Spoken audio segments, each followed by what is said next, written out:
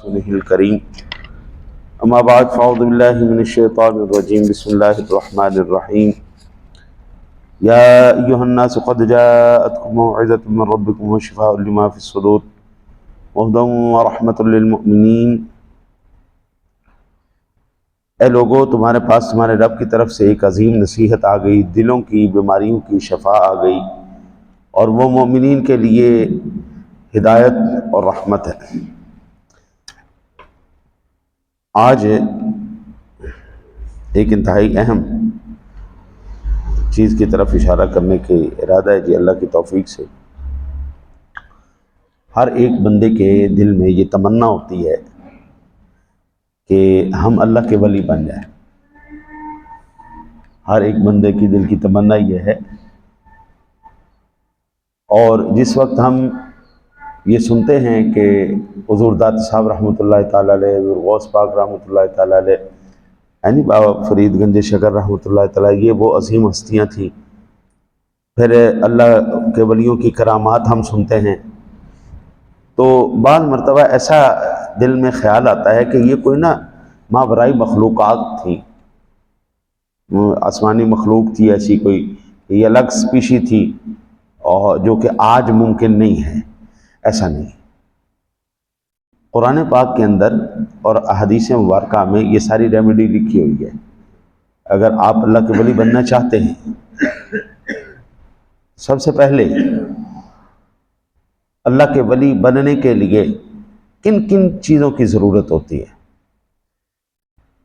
جو بندہ اللہ کا ولی بن جائے، میں کہتا ہوں سبحان اللہ، اس سے بڑی کوئی خوبصورت بات ہی کوئی نہیں۔ اب اس آیت مبارکہ میں 4 سٹیپ بتائے گئے ہیں اللہ کے ولی بننے کے لیے۔ پہلا سٹیپ کہ جو شخص قرآن مجید سے اپنے نفس کے کمالات کو حاصل کرنا چاہتا ہے، یعنی اللہ کا ولی بننا چاہتا ہے، اس کا پہلا مرتبہ یہ ہے کہ وہ نامناسب کاموں کو چھوڑ کر اپنے ظاہر کو درست کرے۔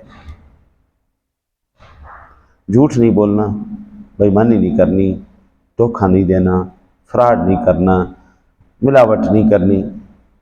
میں رات کو نا مجھے کسی نے وہ پوسٹ سینڈ کی کہ حضرت عمر بن عبدالعزیز رحمۃ اللہ تعالیٰ علیہ، جن کی خلافت کو صحابہ کی خلافت کہا گیا، ان کی قبر میں سے ان کی لاش کو نکال کے اس کی بے حرمتی کی گئی۔ انتہائی افسوس ہوا، مجھے بہت افسوس ہوا کہ مسلمانوں کو کیا ہو گیا کہ وہ اپنی تاریخی شخصیات کی بھی، اب قبروں کی بھی حفاظت نہیں کر پا رہے۔ قبروں سے نکال کر ان کے جسم کی توہین کی گئی ہے، بہت اللہ معاف کرے، وہ بڑی تکلیف دہ بات تھی۔ میں نے کہا ان کو کاش پتہ ہوتا عمر بن عبدالعزیز کون ہے، تاریخ کے اس بڑے باب کو پڑھایا ہوتا تو کاش یہ جان لیتے کہ عمر بن حضرت سیدنا فاروق اعظم کی نہیں ایک عادت مبارکہ تھی، عمر فاروق اعظم کی ایک عادت مبارکہ تھی۔ انہوں نے رات کو اپنے جتنے بھی ان کا ایریا تھا وہ اس میں چلتے تھے، اور جھوپڑیوں میں جا کے نا وہ سنتے تھے کہ کیا ہو رہا ہے، کیا ماجرا۔ ایک جھونپڑی کے پاس کھڑے ہوئے تو ایک ماں اپنی بیٹی سے کہہ رہی تھی کہ بیٹا دودھ کے اندر نا تھوڑا سا پانی ڈال دو، دودھ زیادہ ہو جائے گا، ہمیں منافع زیادہ ہوگا۔ تو انہوں نے آگے سے بچی نے جواب دیا، امی جی، خلیفۃ المسلمین عمر فاروق اعظم نے اس بات سے منع کیا ہے کہ آپ نے ملاوٹ نہیں کرنی، آپ نے ملاوٹ نہیں کرنی۔ اس نے کہا کون سا اس وقت خلیفہ دیکھ رہا ہے تمہارا؟ عمر کو یہاں پہ آ کے دیکھ رہا ہے کہ ہم ملاوٹ کر رہے ہیں یا نہیں کر رہے؟ اس نے کہا کہ خلیفۃ المسلمین عمر فاروق اعظم نہیں دیکھ رہے، اللہ تو دیکھ رہا ہے، میں نہیں ملاوٹ کروں گا۔ حضرت فاروق اعظم رضی اللہ تعالیٰ نے فرمایا اس جھونپڑی کا نا نشان لگا دو۔ صبح آپ نے اس گھر میں رشتہ بھیجا، بنو امیہ کے خاندان کی بچی تھی، فاروق اعظم کے بیٹے کے ساتھ ان کا نکاح ہوا، اس میں سے جو اولاد پیدا ہوئی وہ عمر بن عبدالعزیز کی اولاد تھی، وہ عمر بن عبدالعزیز، اتنی پاکیزہ ماں اور اتنا پاکیزہ کردار کا بیٹا، ہاں جی باپ، پھر اس میں سے جو اولاد ہوئی وہ عمر بن عبدالعزیز تھی۔ ان فاروق اعظم رضی اللہ تعالیٰ عنہ کے زمانے کے بعد عمر بن عبدالعزیز کا وہ دور خلافت تھا جس دور خلافت میں زکوٰۃ لینے والا کوئی نہیں تھا، خیرات لینے والا کوئی نہیں، سب ختم ہو گئے۔ اب آپ اندازہ کیجئے اگر کردار کی عورت پاک ہو جائے، ماں باپ کا کردار صاف ہو، تو یہ سب سے پہلا قدم ہوتا ہے ولایت کی طرف۔ منصب ولایت کے لیے سب سے ریمیڈی پہلی کیا چیز چاہیے؟ دھوکہ نہیں، فراڈ نہیں، بےایمانی نہیں، تکلیف نہیں۔ حضرت اگر آپ کسی کو فائدہ نہیں پہنچا سکتے نا تو خدا را کسی کو تکلیف نہ پہنچائیں۔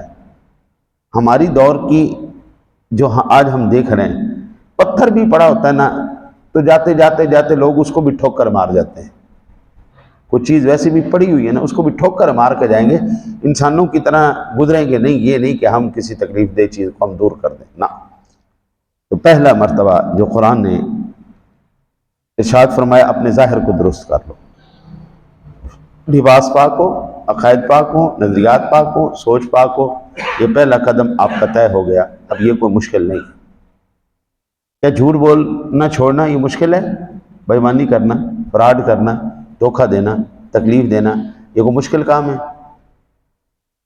لیکن آج کے دور کے لیے تو ناممکن ہے نا، آج کے دور میں ناممکن ہے۔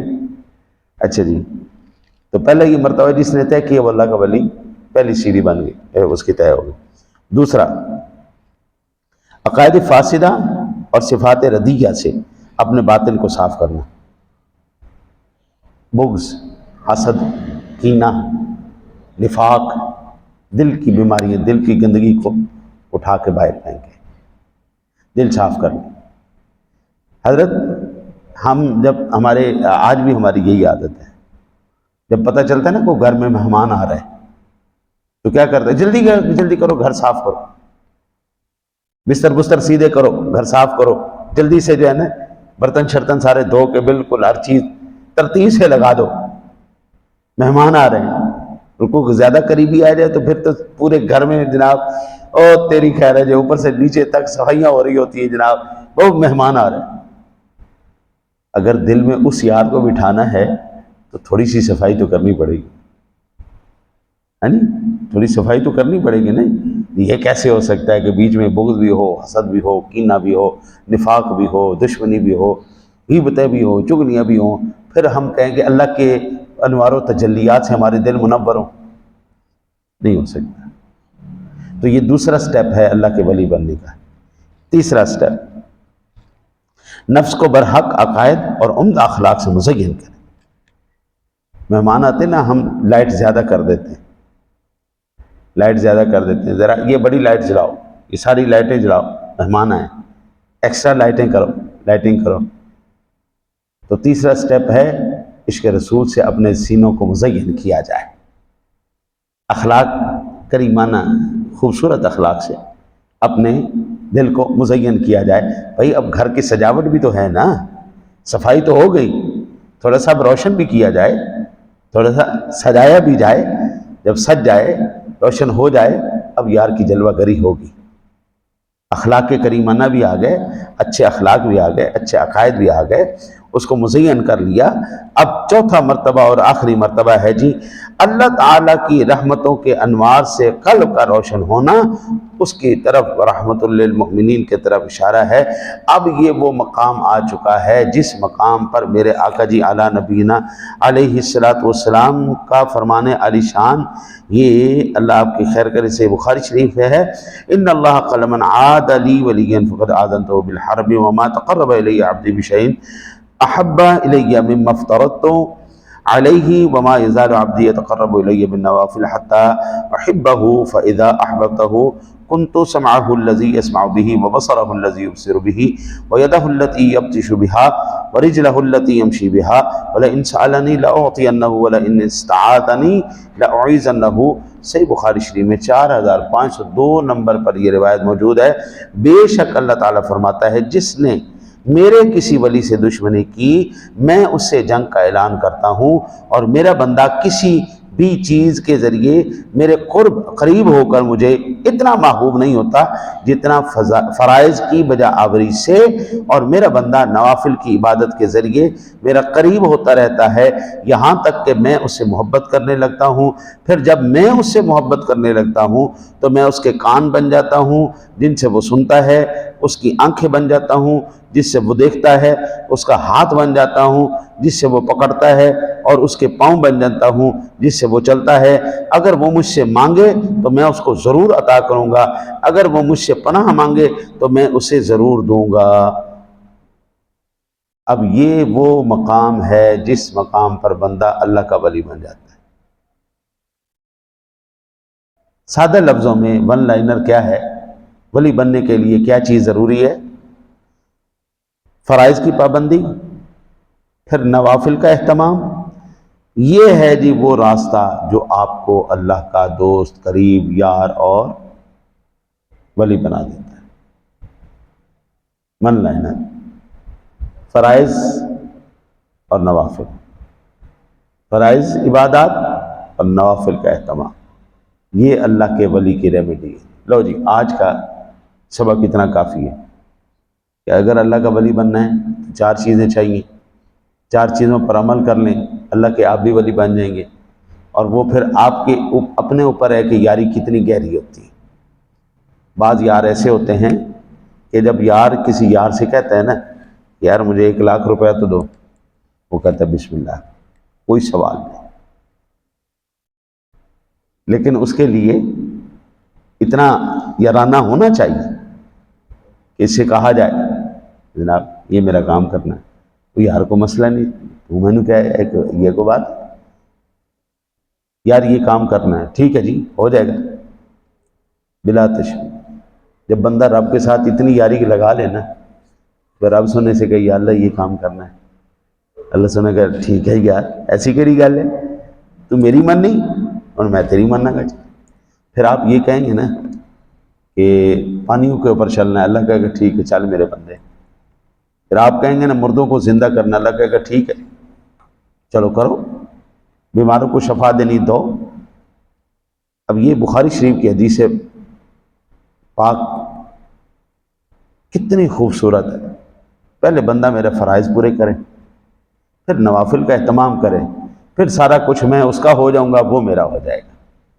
پھر وہ مقام آئے گا یا ایتھا النفس المطمئنہ ارجعی الی ربک راضیۃ مرضیہ فادخلی فی عبادی وادخلی جنتی۔ اللہ سے دعا ہے اللہ آپ کو مجھے عمل کی توفیق عطا فرمائے۔